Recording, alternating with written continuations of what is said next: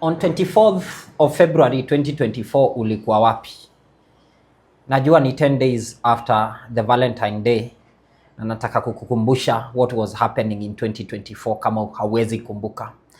In 2024, on 24th of February 2024, kuna jamaa ambaye anaitwa Shem Akuku Otieno. Shem Akuku Otieno is a father, akona mtoto mmoja wa 7 years old na ameoa msichana ambaye alikuanga 26 years by then. Hii ni kukuambia walioana akiwa around 18-19 hapo na wakapata mtoto pamoja. Kwa hivyo huyu msichana alikuwa kitu 18 ama 19 hapo wakioana na Shem. Kwa hivyo Shem anaendelea na shughuli zake za kila siku, lakini pale jioni anafika na anasikia ko thirsty sana, anataka kukunywa kitu, lakini hataki kukunywa maji na hataki kukunywa whisky na hataki kukunywa pombe ama chang'aa. Anakimbilia pale nyumbani, anachukua kitu ambayo inaitwa panga na anaanza kuprepare. He sharpens that panga for more than 3 hours.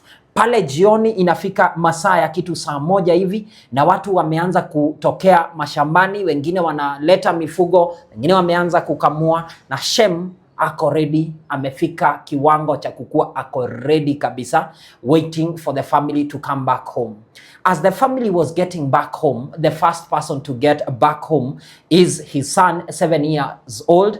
This son is coming back home so that he can be able to enjoy the time with the father together with the mother, and he's getting home for protection because the darkness is coming. Guess what? Instead of a provision and protection, the son is meeting with Shem Otieno, Shem Akuku Otieno, who has sharpened the machete and is ready to drink the blood. Therefore, he's waiting for the son, and the son is coming to the house. Wakati ameingia tu hivi kwa nyumba, anapatana na babake ambaye ameinua panga.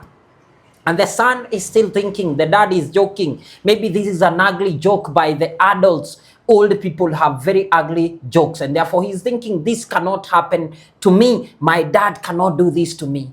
As he was thinking about that, the dad is not joking. Anamkatakata.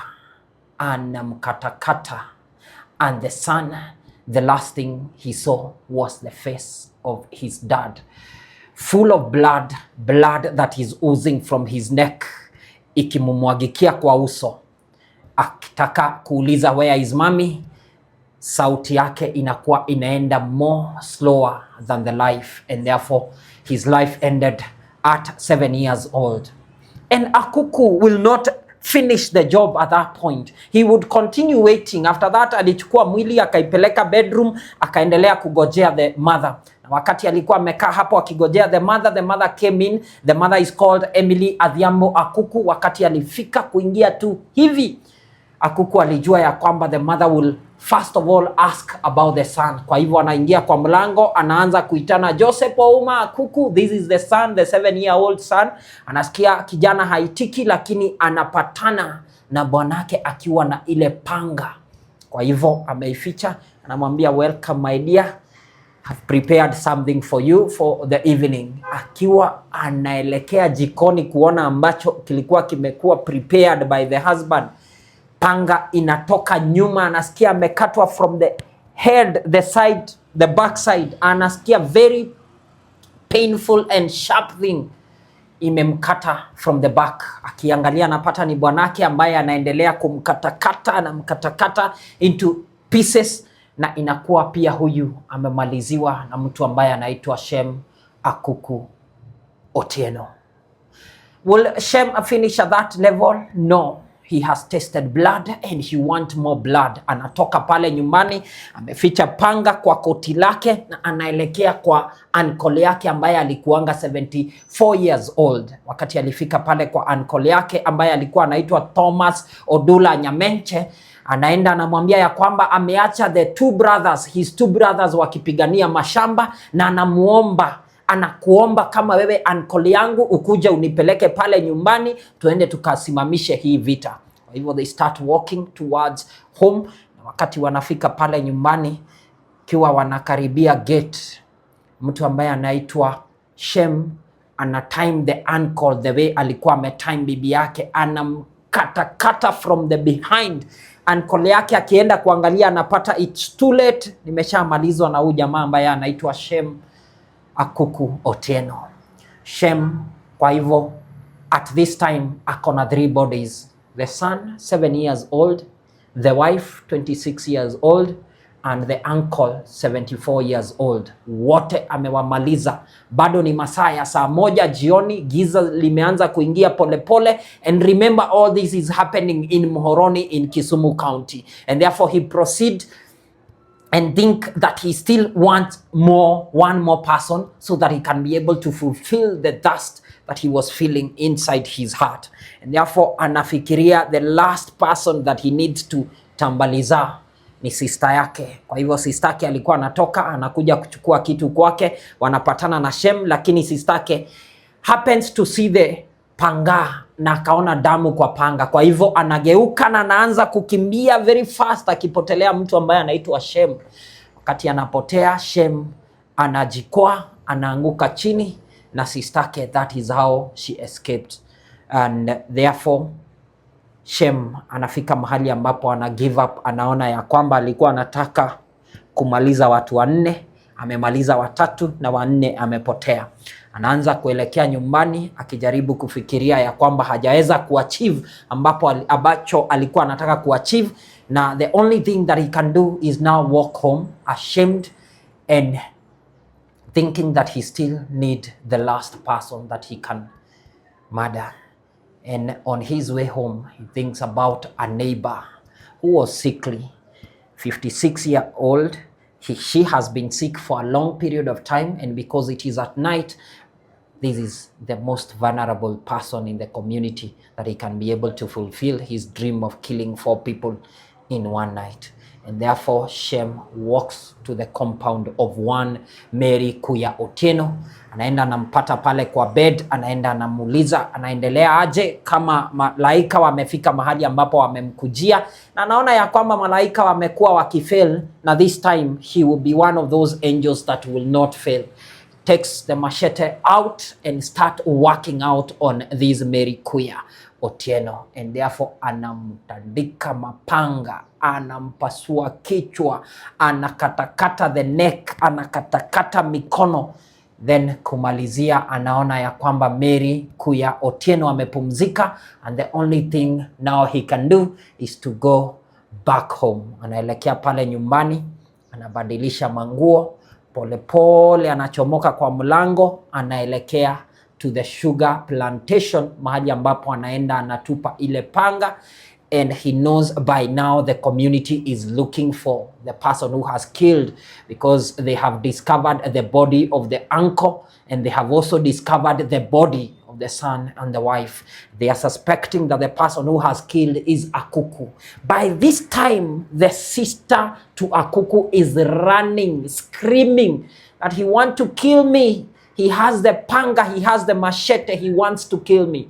And therefore, the community started looking for Akuku, and they got to a point where sasa wanaanza kumtafuta. Akijua anatafutwa na community, Akuku anaingia to the sugarcane plantation, na anakuwa amejificha. Community did the search, they didn't find him, but they could not sleep because they knew that this person was dangerous to the society, and there was nothing they could do. They could not be able to sleep before they got hold of this person called Shem Akuku Otieno. And therefore Shem anatafutwa the whole night and hakupatikana. The next day early morning, Shem anatokelezea, anakimbia mbio zaidi, kwa sababu anajua akipatikana na the community watamsalimia na watamuonyesha how powerful and how good they can be able to do this. So Shem anakimbia akielekea pale police station, na wakati anafika pale police station anapata polisi ambaye ako kwa records, anaanza kunarrate his stories. Anasema ya kwamba mimi naitwa Shem Akuku Otieno, na mimi nimemaliza watu 4 in this community. Wale watu ambao mnatafuta mtu ambaye aliua, mimi ndiye niliacha niwe wamaliza jana jioni. Shem is arrested, taken to the custody, and the same day he is taken to court. Wakati amefika pale kotini, anasema ya kwamba amegeuza story, ya kwamba amesomewa mashtaka na anasema ya kwamba he is not guilty. Prosecution wanaomba wakati so that the prosecution or the investigating officer can be able to go ahead with the investigations, because this person had said that he was guilty when he was writing the report, but now he has gone to court and he's saying that he's not guilty. Remember, for a capital offense such as murder, you must be given a lawyer by the government, pro bono lawyer by the government, and therefore he was given the pro bono lawyer by the government, and they started doing this matter together with this lawyer. As they were proceeding with this matter, Shem Akuku Otieno got to a point where he said he does not want to be represented by any advocate in Kenya. He wants to appear, in this case, alone, and he wants to face the charges as a man.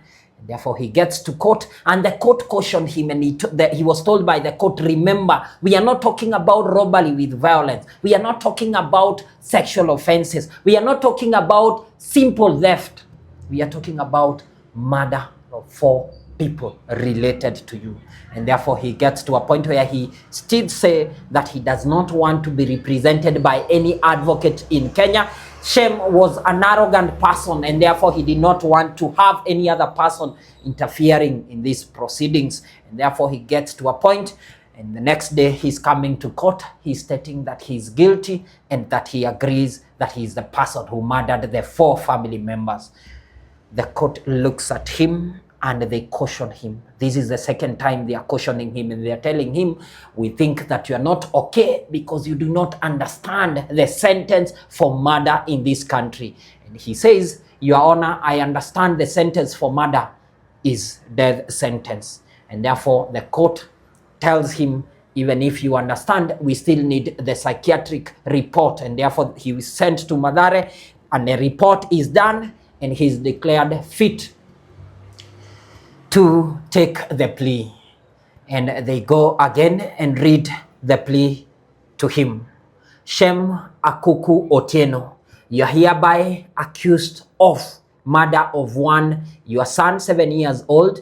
Number 2, the murder of your wife 26 years old. Number 3, the murder of your uncle 76 years old. And number 4, the murder of Mary, your neighbor 56 years old. And out of this, how do you plead?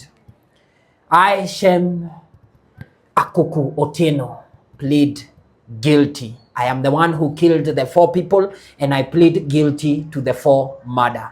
And therefore the court did not have any other option but to convict him on his own plea of guilty. And therefore the next time he's coming to court, the court is giving him the sentence. Remember, it's a Supreme Court had declared that the mandatory death sentence was unconstitutional.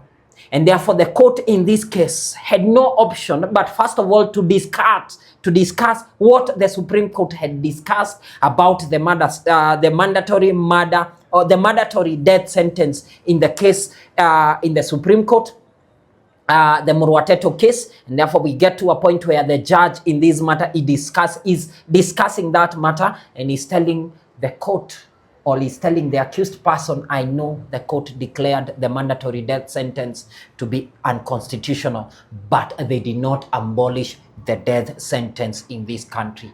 I know the last time we hanged a person was in 1982. The person by then was to be hanged and was hanged in 1982, but you deserve to go through the same route because you have stated that you are the person who killed the 4 people. And therefore the court looked at the aggravated nature of how these murders were committed and went ahead and declared that Akuku Shem Otieno will serve the 4 death sentences. And this is to mean utaamuka, ukufe, uamuke, ukufe tena, uamuke tena, ukufe tena. And all this time you are serving the 4 death sentences. But the court had a rider that because of the first death sentence that was passed because of you killing your firstborn son, what we are going to do is that we are going to allow you to serve that first death sentence, and we are going to hold all these other 3 death sentences in abeyance as we wait for you to finish the first death sentence. If you come back to this life, we are going to ensure that you serve the second, the third, and the fourth death sentences. Therefore, this is the first time we are seeing such a case where an accused person is being given 4 death sentences, but 3 of them are being held in abeyance, awaiting the service or the punishment for the first death sentence. And that is the case of one Shem Akuku Otieno, who killed his family in Kisumu County, Muhoroni Sub-County. My name is Nderu, and that is what happened on 24th of February 2024.